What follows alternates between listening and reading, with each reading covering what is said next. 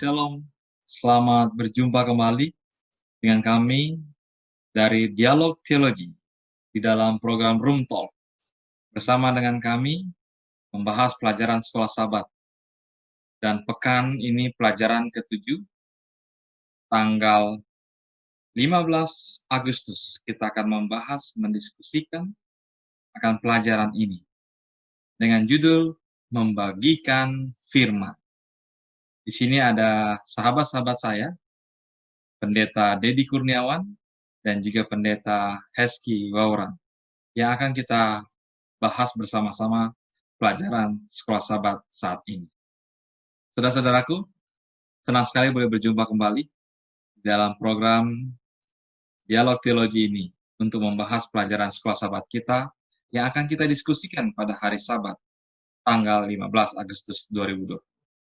Baiklah, sebelum kita meneruskan akan diskusi kita, mari kita berdoa. Bapa di sorga, kiranya Tuhan menyertai kami dalam diskusi yang kami sedang laksanakan ini. Pelajaran, pemaparan, materi, pelajaran sekolah Sabat yang akan kami bahas, yang akan kami bagikan. Biarlah ini menjadi berkat bagi kehidupan, bangunan bagi iman rohani kami. Terima kasih Tuhan menyertai kami. Ampuni dosa kami ya Bapa, layakkan kami. Dalam nama Tuhan Yesus kami berdoa. Amin. Baik, dengan judul membagikan firman Tuhan. Ayat hafalannya di dalam Yesaya 55 ayat 11 dikatakan, demikianlah firmanku yang keluar dari mulutku, ia tidak akan kembali kepadaku dengan sia-sia, tapi ia akan melaksanakan apa yang ku kehendaki dan akan berhasil dalam apa yang kusuruhkan kepadanya. Saudara-saudara, tema pelajaran sekolah Sabat kita triwulan ini adalah bersaksi. Tema, poin utamanya bersaksi. Bersaksi menyaksikan tentang Yesus Kristus. Namun, dari mana kita bisa mengenal Yesus Kristus? Bagaimana kita bisa mengetahui tentang kabar keselamatan, tentang karya-karya dalam hidupnya, dalam hidup kita? Olehnya dia berkarya bagi kita. Dari mana kita bisa mengetahuinya? Hanya satu sumber yang sangat-sangat otentik yang menjadi dasar kepercayaan bagi umat percaya, yaitu Alkitab. Tanpa Alkitab, kita tidak akan bisa mengenal tentang Yesus Kristus. Tanpa Alkitab pun, kita tidak akan bisa memiliki iman. Karena dalam Roma 10 ayat 17 mengatakan, sebab iman timbul dari pendengaran akan firman Kristus. Dan Alkitab adalah firman. Saudaraku yang dikasihi oleh Tuhan, walaupun kita bisa melihat mengenal Allah melalui keagungan, kekuasaan, kebesaran Allah dalam alam penciptaan, alam ciptaan, bisa kita mengetahuinya. Tetapi melalui Alkitab, kita mendapatkan sesuatu yang lebih spesial lagi, lebih dalam lagi. Oleh karena kita menjadi umat pilihannya, kita dianugerahi akan Alkitab yang pada kita miliki. Maka kita dapat melalui pribadi Roh Kudus yang adalah sumber inspirasi akan firman Tuhan itu, akan Alkitab itu sendiri. Terang yang sesungguhnya. Yohanes 1 ayat 9 katakan, terang yang sesungguhnya yang menerangi setiap orang sedang datang ke dalam dunia ini. Tanpa firman Allah, untuk sepenuhnya menjelaskan kebenaran ilahi adalah sesuatu hal yang mustahil. Maka dengan roh yang sama, Roh Kudus, yang akan tinggal dalam hati kita, akan menjadi sesuatu kuasa yang dapat menerangi kita untuk mengerti firman Allah. Dan disitulah kita akan memiliki kepercayaan, iman kepada Tuhan Yesus Kristus. Dan di saat yang sama, kita akan membagikannya. Pekan ini kita akan bahas tentang membagikan firman Tuhan. Bagaimana saudara boleh membagikan firman Tuhan? Dalam kehidupan kita sebagai percaya memiliki karakter gaya, model masing-masing dalam membagikan firman Tuhan. Namun saudara, perlu diketahui, firman Allah itu di dalam pelajaran kita memberikan gambaran tentang lambang-lambang dari firman Allah itu sendiri. Ada banyak variasi yang digunakan dalam Alkitab tentang firman Allah, menggambarkan beberapa fungsi utama dari firman Allah. Kalau dikatakan dalam Nabi Yeremia, firman Allah itu seperti api dan palu. Firman Allah juga digambarkan sebagai benih. Lalu firman Allah juga dikatakan roti bergizi. Nah, dalam Alkitab, firman Allah digunakan dengan berbagai lambang yang pastinya tujuannya adalah yang akan bersinergi atau sinkron dengan kehidupan manusia hari-hari. Yang mengartikan betapa bermanfaatnya akan firman Tuhan itu dalam kehidupan manusia. Kita tahu bahwa banyak hal, banyak aspek dalam kehidupan ini yang bisa bermanfaat bagi kehidupan kita. Benih yang tadi dikatakan itu sangat bermanfaat. Tidak akan ada tumbuhan, tidak akan ada padi, beras yang kita bisa nikmati jika tidak ada benih. Begitu juga dikatakan firman itu adalah roti. Kita tahu bahwa roti di dalam karakter sejarah bangsa Israel adalah sebuah kebutuhan pokok bagi kehidupan umat manusia. Firman Allah juga dikatakan api dan palu. Apa yang dimaksudkan? Bahwa api adalah sebuah proses penyucian, proses pemurnian. Melalui firman Allah, kita pun dapat dimurnikan. Oleh sebab itu, berbagai lambang-lambang yang menjelaskan tentang firman Allah adalah bertujuan untuk menjelaskan betapa manfaat besarnya fungsi dari firman Allah bagi kehidupan manusia. Dan dari situlah akan mengantarkan kita ketika mengenal firman Allah, percaya kepada Tuhan Yesus. Berfirmanlah Allah, jadilah. Berfirmanlah Allah, jadilah. Berfirmanlah Allah, jadilah. Kalimat-kalimat ini muncul pada narasi Kejadian pasal yang pertama. Apa pentingnya kalimat ini bagi kita, para pembaca Alkitab? Oh, ini sungguh penting, apalagi ketika kita membaca pelajaran sekolah sahabat yang menekankan poin penting tentang kuasa kreatif dari firman Allah. Perhatikan kalimat ini. Berfirmanlah Allah, jadilah.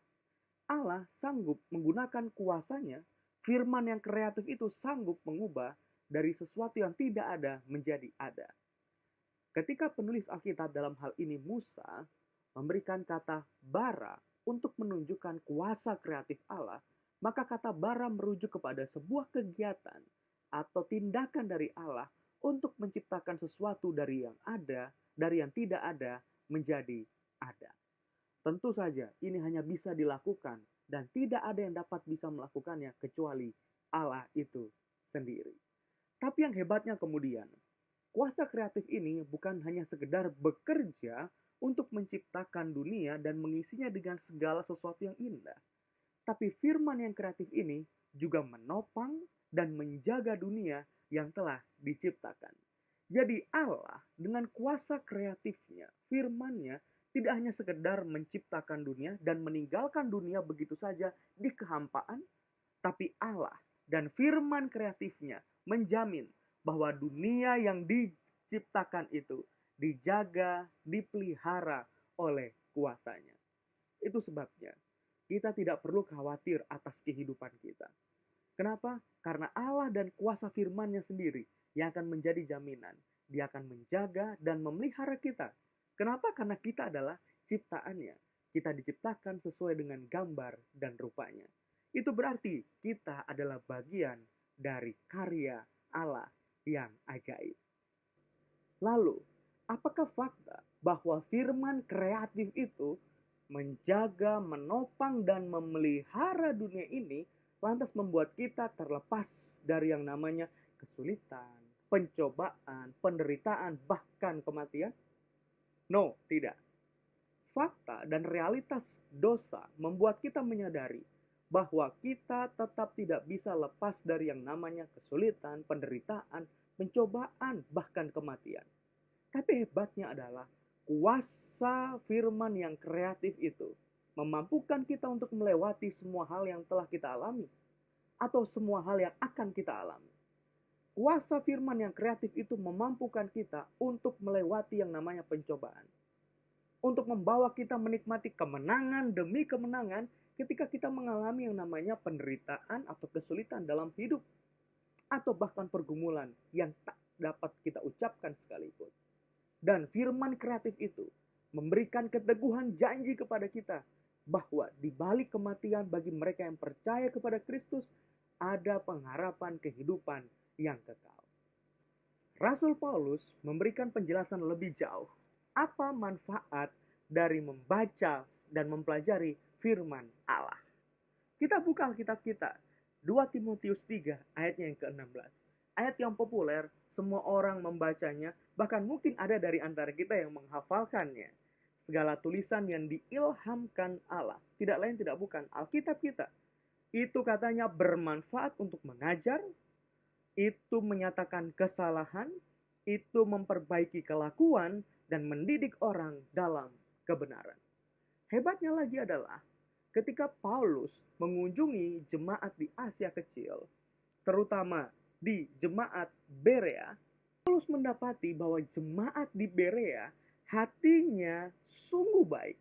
Perhatikan kalimat ini, Kisah Para Rasul pasal 17 ayat yang ke-10 sampai 15. Anda boleh baca di rumah keseluruhan dari perikop ini. Tapi saya mau membaca di ayat yang ke-11 dari Kisah Rasul pasal 17. Orang-orang Yahudi di kota itu, di kota Berea, lebih baik hatinya, daripada orang-orang Yahudi di Tesalonika. Perhatikan, kenapa demikian? Karena mereka menerima firman itu dengan segala kerelaan hati, dan setiap hari mereka menyelidiki kitab suci untuk mengetahui apakah semuanya itu benar demikian. Jadi manfaat dari membaca dan menyelidiki firman Allah bukan hanya sekedar untuk menguatkan kita ketika kita melewati banyak sekali pergumulan dalam hidup, tapi firman itu sanggup mengubah kehidupan kita untuk menjadi orang yang lebih baik. Dan ketika orang menyaksikan kehidupan yang seperti ini, orang itu akan sanggup memuliakan Allah. Pastikan firman yang kita baca setiap hari, firman yang kita selidiki setiap saat, sanggup mengubah kehidupan kita. Sehingga orang tahu bahwa hidup kita telah diubahkan oleh Kristus. Maka itu akan menjadi sebuah kesaksian yang hidup dan berkuasa untuk mengubah kehidupan orang lain. Karena firman itu telah lebih dahulu mengubah kehidupan kita. Shalom, sobat muda dan saudara-saudara yang mengikuti acara ini, pembahasan pelajaran sekolah Sabat. Kita sudah masuk pada pelajaran hari Rabu Kamis dari pelajaran ke-7. Sebagaimana yang sudah dikatakan oleh teman-teman yang lain, di dalam pelajaran hari Rabu dan Kamis ini bagi saya secara pribadi adalah mungkin inti atau core dari pelajaran pekan ini, di mana di sana kita lihat ada membagikan firman Tuhan itu dan mempercayai apa yang ada di dalamnya, mengaplikasikan. Kita perlu ingat bahwa di dalam Alkitab ini ada janji Tuhan yang memberikan kepada kita bukan hanya sekedar kebutuhan rohani, tetapi kebutuhan jasmani. Jadi ada janji-janji Tuhan itu. Di dalam pelajaran sebelumnya ada keuntungan, ya, ada benefits dari kita mempercayai firman Tuhan. Nah, hal lain dari apa yang kita dapatkan di dalam pelajaran sekolah Sabat ini, mengaplikasikan sekolah Sabat, pelajaran firman Tuhan di dalam pelajaran sekolah Sabat, mengaplikasikan firman Tuhan dari pelajaran sekolah Sabat ini, yaitu di dalam firman Tuhan ada janji Tuhan yang dapat memberikan kepada kita kepenuhan, bukan hanya secara rohani tetapi secara jasmani juga. Namun kita harus ingat, janji Tuhan itu bahasanya are not unconditional. Bukannya tidak ada syarat. Janji Tuhan itu bukannya lempeng aja. Di dalam pelajaran sekolah Sabat, fokus yang lain dari dalam pemenuhan janji itu ada seperti di dalam, saya baca di dalam Ibrani pasal 4 ayat yang kedua. Ibrani 4 ayat yang kedua yang menyatakan bahwa janji Tuhan itu bukanlah janji yang tidak ada, bukanlah not unconditional, tetapi bersifat juga conditional. Ibrani pasal 4 ayat yang kedua saya mau baca. Karena kepada kita diberitakan juga kabar kesukaan sama seperti kepada mereka. Tetapi firman pemberitaan itu tidak berguna bagi mereka karena tidak bertumbuh bersama-sama oleh iman dengan mereka yang mendengarnya. Apa pelajaran di dalam Ibrani pasal 4 ayat 2 ini untuk menunjukkan bahwa mengaplikasikan janji Tuhan di dalam firman-Nya itu harus dibarengi dengan iman. Jadi janji Tuhan di dalam firman itu tidak bermanfaat ataupun tidak akan memberikan efek dampak kalau tidak dibarengi dengan iman. Iman atau percaya janji Tuhan. Sebagaimana di pelajaran-pelajaran sebelumnya sudah dikatakan bahwa Alkitab atau janji Tuhan, firman Tuhan itu memberikan keuntungan kepada kita di dalam hidup kita, di mana kita bisa mengambil bagian di dalam bahagian pekerjaan ilahi, itu menyelamatkan jiwa. Nah, janji-janji itu hanya akan bisa menjadi janji saja kalau kita tidak percaya, kalau kita tidak punya iman. Jadi yang pertama, mengaplikasikan firman Tuhan itu harus dibarengi dengan iman. Kita harus percaya. Kita harus percaya apa yang dikatakan oleh firman Tuhan yang memberikan janji bagi kita, yang memberikan kepastian janji itu. Berkat-berkat dari janji Allah itu menjadi bahagian kita ketika kita memproklamasikannya, ketika kita menyampaikannya melalui iman dan percaya bahwa janji itu oleh karena Tuhan yang memberikan dengan setia. Jadi yang pertama, mengaplikasikan janji itu adalah kita mengaplikasikan firman Tuhan itu yang di dalamnya adalah janji Tuhan, kita barengi dengan iman. Harus percaya. Dan yang kedua, untuk itu bisa menjadi berkat bagi kita, kita harus yakin bahwa janji itu datangnya dari Tuhan. Yang ketiga, kita harus bagikan. Di dalam pelajaran selanjutnya, firman itu harus dibagikan. Salah satu cara mengaplikasikan firman itu adalah membagikan. Yesaya pasal 50 ayatnya yang keempat, saya baca. Yesaya 50 ayatnya yang keempat. Jadi yang pertama, bagaimana mengaplikasikan firman Tuhan itu? Pertama, harus dibarengi dengan iman. Yang kedua, kita percaya bahwa janji itu, firman Tuhan itu adalah datangnya dari Tuhan. Yang ketiga, bagaimana mengaplikasikan itu adalah bagikan. Saya baca Yesaya pasal 50 ayat 4. Yesaya 50 ayatnya yang keempat.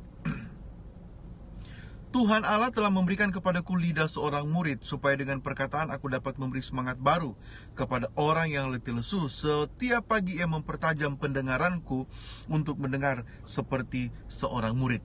Apa yang dikatakan di dalam firman Tuhan ini? Awakens. Jadi kata mempertajam atau memberikan, mempertajam pendengaran dan penglihatan itu mau menunjukkan kepada kita, Tuhan memberikan kepada kita hikmat. Ketika kita mempelajari firman Tuhan, ketika kita mempelajari God's Word, when we study the Bible di dalam kehidupan setiap hari dan menjadikan firman Tuhan itu sebagai basis atau dasar kehidupan kita setiap hari, kita juga diberikan kemampuan, apa yang disebut dengan He also gives us tongue of the learned, so we can share the good news with others. Jadi Tuhan memberikan kepada kita hikmat untuk belajar, untuk mengerti. Tuhan juga memberikan kepada kita hikmat, kemampuan lewat lidah, awakens our tongue to share the gospel. Jadi bahagian penting dari mengaplikasikan adalah membagikan firman Tuhan itu. Firman Tuhan tidak bisa disimpan di dalam hati kita. Kebenaran firman Tuhan jangan disimpan di dalam hati kita. Tetapi kita harus bagikan. Akan ada sukacita, akan ada kebahagiaan pada saat kita membagikan sukacita firman Tuhan itu, kebenaran itu. Bagaimana cara mengaplikasikan firman Tuhan? Percaya dengan janji-janji Tuhan, harus ada iman di dalamnya, percaya bahwa itu datangnya dari Tuhan, dan bagikan. Tuhan akan memberkati kita di dalam nama Yesus. Amin.